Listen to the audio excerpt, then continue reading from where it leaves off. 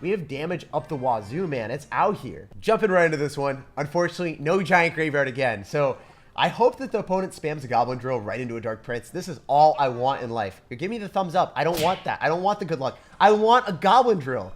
Take your good lucks and give me the drill. So if I actually had good luck, he would have drilled right into a dark prince. Unfortunately, this is a tough matchup. So usually I was able to easily beat this because I had freeze with Inferno Dragon. But now, this is one of the few matchups that you guys are going to struggle with. So we're Skeleton Army on the left-hand side because we need to bait out a lot of Elixir. And I can Inferno Dragon off to the side, but he will just, you know, tornado it. Okay, yeah, I'm going to go for a Witch. I think that'll be the better play. Drop the Witch out of the distance. He might still tornado it. We're going to have to wait and see. That little skeleton, though. Oh my gosh. Little Larry living large. If we get one more skeleton, the skeleton did not get in front, but our Inferno Dragon wins that interaction really well. If you just get a split second with a big flying frog of justice on your opponent's flying frog, you're going to get more damage. Yes, it's a flying frog now. If you don't know, now you know.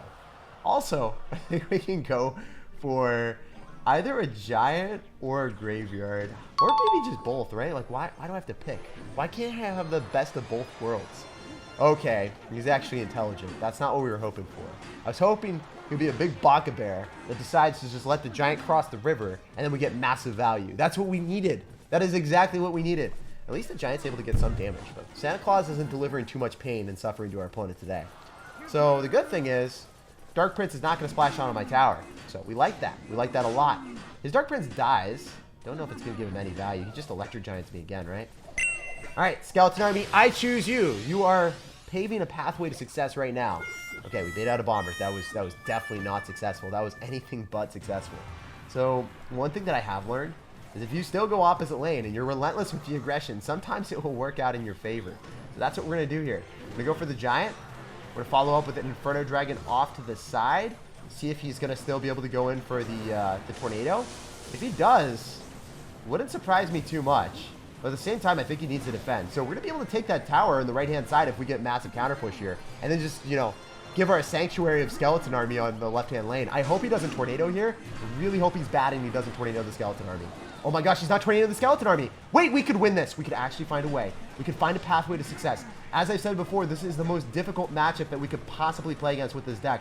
So if we're able to make it happen for the memes right here, we can deliver the dominance. The Inferno Dragon is going to lock onto his. I think we just straight up Fireball here, so then we win with the Inferno Dragon and the Giant. I missed the Inferno Dragon! No! I needed to Fireball the Inferno Dragon. I had the game won. Oh my gosh, the Flying Frog evaded the Fireball. No! This can't be possible. It was all coming down to the wire. He's just going to lightning me and win the game. And he laughs at me. You guys, it's happened probably to you guys too, maybe.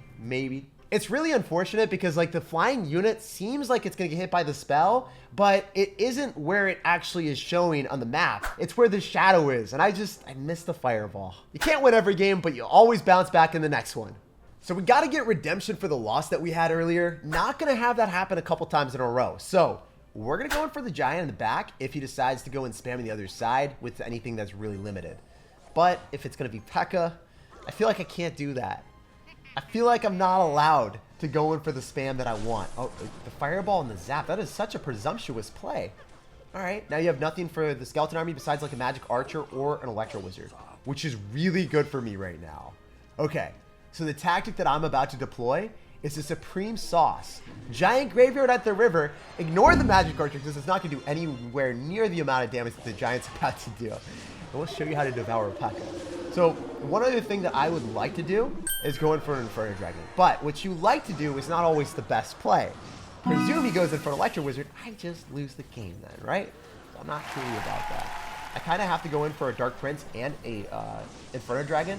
The reason why we're doing both of those is because I know that we're going to be able to kill the Electro Wizard with that, and we limit the amount of potential that he's able to punish in the other side because he still has to deal with the Inferno Dragon, right? Like, you're just not gonna let that lock onto your tower, are you?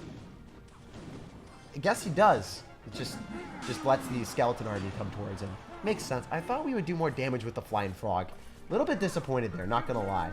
So I'm gonna sack the tower with the Dark Prince just because really hard for me to defend both sides. If we don't drop anything with a Witch, we lose a full HP tower. So it's really important to keep that thing alive. I think that we're in a good spot in this game, but it's still a bit sticky. If I go for a graveyard and then I go for a giant, we might be able to make something happen if the skeletons are going to stay alive a little bit longer. Not entirely sure if we can get another wave of skeletons here, but I'm going to do it anyway. But make it happen for the memes. Come on, skeletons. Swarm that tower like it's your job, because it literally is. Why does that take tower? It just feels like it should, right? If you're playing as a P.E.K.K.A player and you snag 2 towers like that, that's a little bit broken. So I'm going to skeleton army here. He still hasn't taken a single tower, and he's 100% about to spam more stuff into me. If you get dropping cards into the Witch, the Wild Witch of the West, there's no way you're able to break through. If you drop other cards like Electro Wizard or Magic Archer, it gets fireballed. If you drop Bandit, it goes into an endless sea of skeletons. And he still hasn't taken a single tower. This is utter dominance. Just practically playing with our food at this point. Can I 3-crown him? I mean, this is what this game should not be. If you're able to go for a giant graveyard like this and take each tower individually against a deck that is supposedly supposed to hard counter you, with the Inferno Dragon countered by the Electro Wizard, the Flying Frog just should never get damaged, but it does. And then also you just casually just keep giant graveyarding, so they're never able to play offensive at all. Every single one of those cards that he dropped was on defense, and it didn't matter. And he's yawning because he knows how easy it was for me. So we got to keep up the streak right now. We got to get those 2 juicy dubs in a row. If I go for a skeleton army here, we're going to force out Elixir. We're going to get out a Zap, a Barbarian, or something that he needs to save for the skeleton army and the skeletons that are swarming the tower too. It's crazy because there's an endless supply of skeletons. We have the supply chain from the Witch, the Graveyard, the skeleton army. It's ridiculous. And at the very end, this guy's going to be a skeleton with his phone, just like realizing that there's nothing that he can do. He just has to succumb to his inevitable demise of the graveyard spam. So I think we just go for the graveyard right now. The skeletons start to swarm on top of the Electro Wizard. I don't even think the Electro Wizard is able to kill the Witch. Witch is broken with this deck, which is something that you would never expect. We're making a sandwich out of this man's push. We're going to be able to shut that all down. The Witch is able to clap him like silly. And I think we go for another skeleton army. The reason is, he's going to zap, but he's not able to hit the skeletons. So then the skeletons tank for the Inferno Dragon. The Inferno Dragon gives us more counter push. We're vibing with it right now. The Flying Frog is just, it's eternal. It's inevitable. It's literally like the reincarnation of Thanos. It's so fun to see the Flying Frog do games like this. Maybe we can even go in for a Witch in the back left. If I go for a Witch in the back left and then I go in for a Giant, it's a vibe. Oh, so very rarely would I ever advise to graveyard on defense, but this might be one of those few moments that's worth it. We'll see. See if it works out well for me. I'm going to go in for a graveyard whenever I get the opportunity to. I want a graveyard around the skeletons here. So if he zaps on top of the skeletons, that could be a little bit dire for me. We'll see what happens though. We should just be able to snag the tower. Yeah, do I 3-crown you? Do I 3-crown you with the onslaught of skeletons and Witch? There's a high chance of that happening, my man. Look, he has to go in for another Electro Wizard. It's not going to work out. It's just going to die to the Witch. We can go in for a Giant and a skeleton army in the middle right now. And I wonder if that's going to tank for a while or not. I love doing this because now we get more skeletons from the Witch. We get a skeleton army on the board. He actually had Zap. That was not a part of the plan, man. I want a refund of my Elixir up in here. But it's still fun. It's still a vibe. Whenever things don't go according to plan, you just be like, okay, catch me. I'm going to do a Trust Fall Giant Graveyard. I know you got me, fan. So Inferno Dragon's clutching up. Dark Prince is clutching up. We go for Giant Graveyard in the middle. We solve the riddle. We walk away with a delectable W. You guys are not ready for this. Maybe you are because you've seen it a lot, but just keep spamming Giant Graveyards, and then you're going to be swimming pretty well, and then your opponent's going to be drowning. It's not really something they like.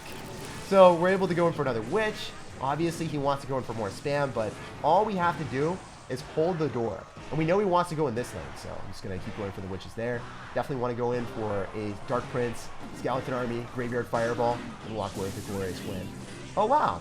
That was pretty smart of him to go in for the Dark Prince there. So credit where credit is due, but it's so difficult for this guy to defend at this point. I think we Inferno Dragon in the middle just to tank, because I think he's going to try to predict. Yeah, he tried to predict with Mini P.E.K.K.A.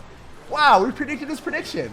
Let's go. Very rarely does it go exactly as we wanted it to. But we evaded him. The Flying Frog cannot get hit by the Mini P.E.K.K.A. Flying Frog is obviously the most overpowered card in Clash Royale. Don't forget to like and subscribe, and I hope you have an awesome rest of your day.